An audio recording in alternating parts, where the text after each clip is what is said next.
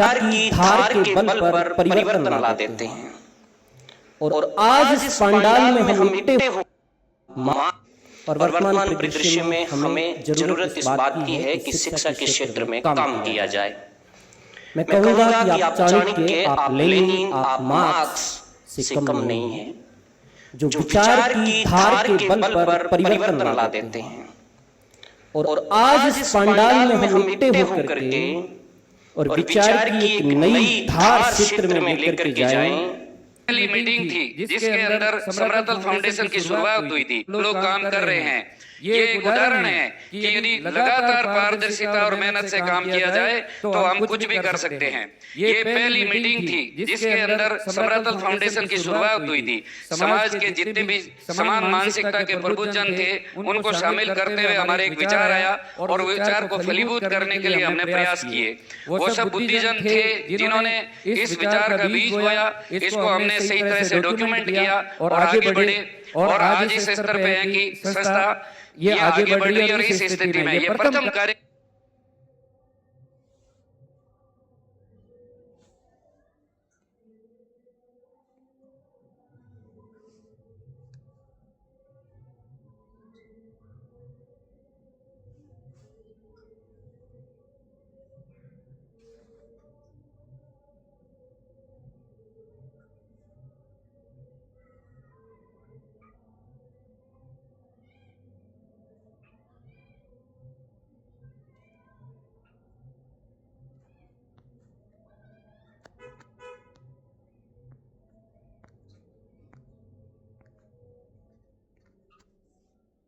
करनी थी। आप विचार कीजिए कि इसके अंदर ऐसे कोई भी विवाद पूर्ण जो लोग है, व्यक्तित्व है, वो इसमें शामिल नहीं किए गए। ऐसे लोग जो अननोन हीरो है, जिनके मन के अंदर ये पीड़ा थी कि हम कुछ अच्छा करें और वो लोग आज भी अनवरत रूप से इससे जुड़े हुए हैं। नेक्स्ट कर दो।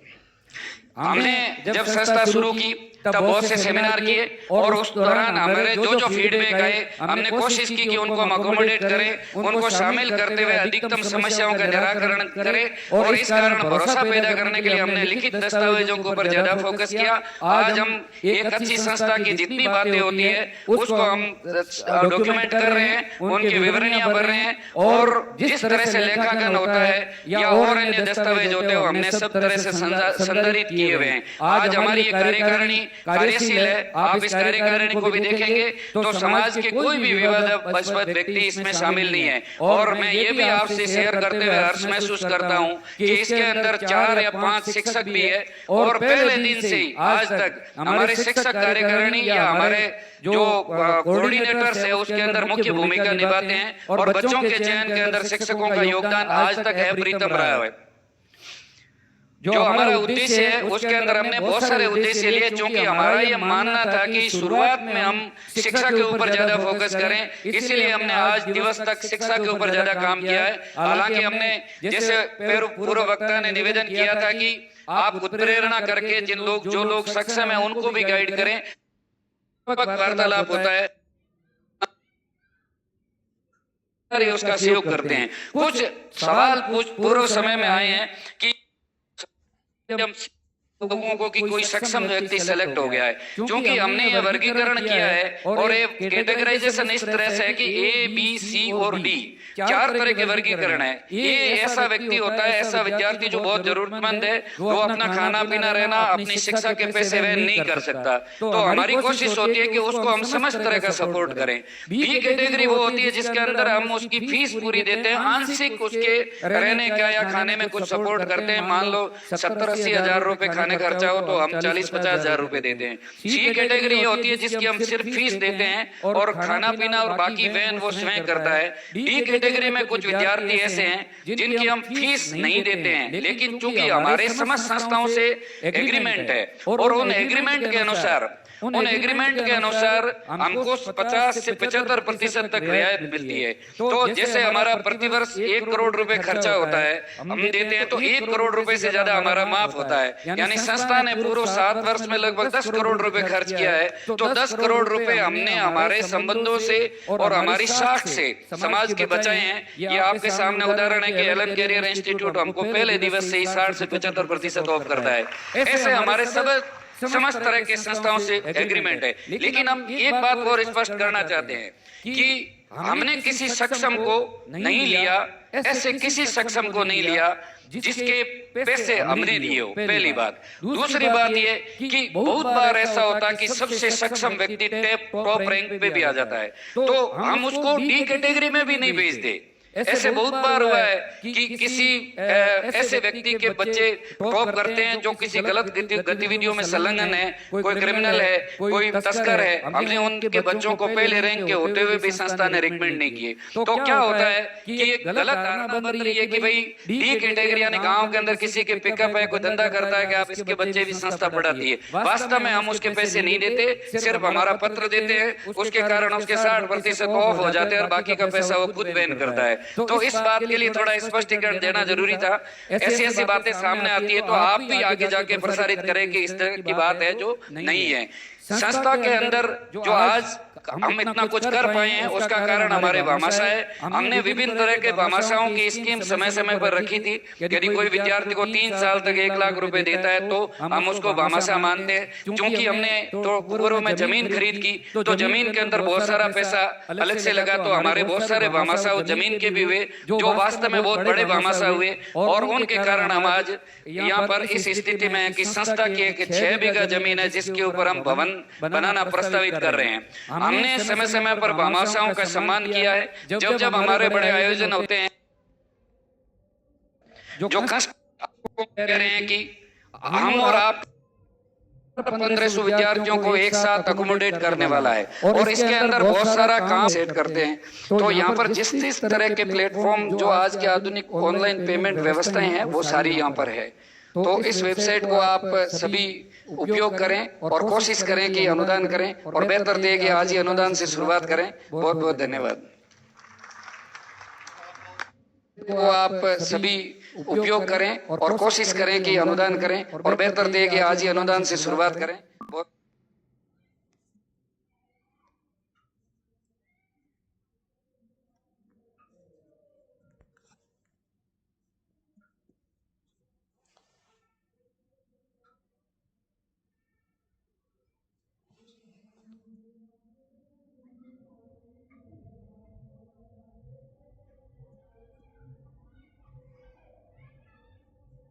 बहुत बहुत धन्यवाद।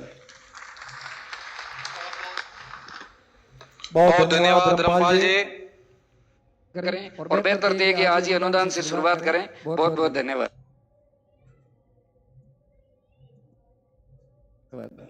सारी यहाँ पर है, में हुआ है, 4 दिन में हुआ है। यहाँ पर हम टारगेट भी सेट करते हैं। तो यहाँ पर जिस तरह के प्लेटफॉर्म जो आज के आधुनिक ऑनलाइन पेमेंट व्यवस्थाएं हैं वो सारी यहाँ पर है। तो इस वेबसाइट को आप सभी उपयोग करें और कोशिश करें कि अनुदान करें और बेहतर दें कि आज ही अनुदान से शुरुआत करें। बहुत बहुत धन्यवाद।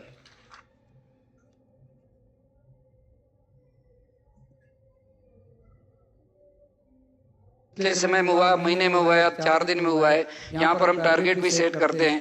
तो यहाँ पर जिस तरह के प्लेटफॉर्म जो आज के आधुनिक ऑनलाइन पेमेंट व्यवस्थाएं हैं वो सारी यहाँ पर है। तो इस वेबसाइट को आप सभी उपयोग करें और कोशिश करें कि अनुदान करें और बेहतर दें कि आज ही अनुदान से शुरुआत करें। बहुत बहुत धन्यवाद।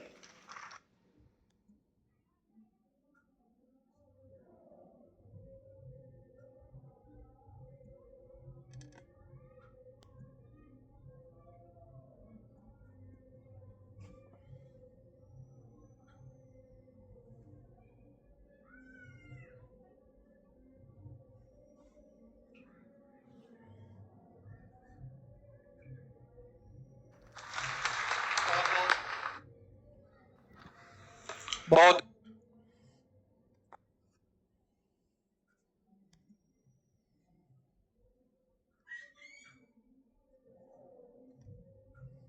बहुत धन्यवाद धर्मपाल जी। अब मैं आप सबकी तालियों के बीच में बुलाना चाहूंगा श्रीमती सायरा जी को। माइक्रोफोन पर के आए और आप अपने विचारों को व्यक्त करें। श्रीमती सायरा जी, वाइस प्रिंसिपल चितलवाड़ा।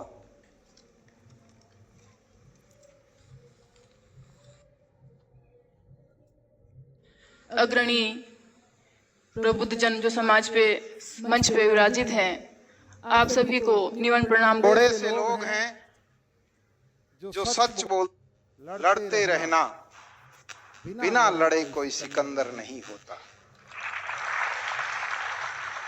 थोड़े से लोग हैं जो सच बोलते हैं, थोड़े से लोग हैं जो सच सुनते हैं।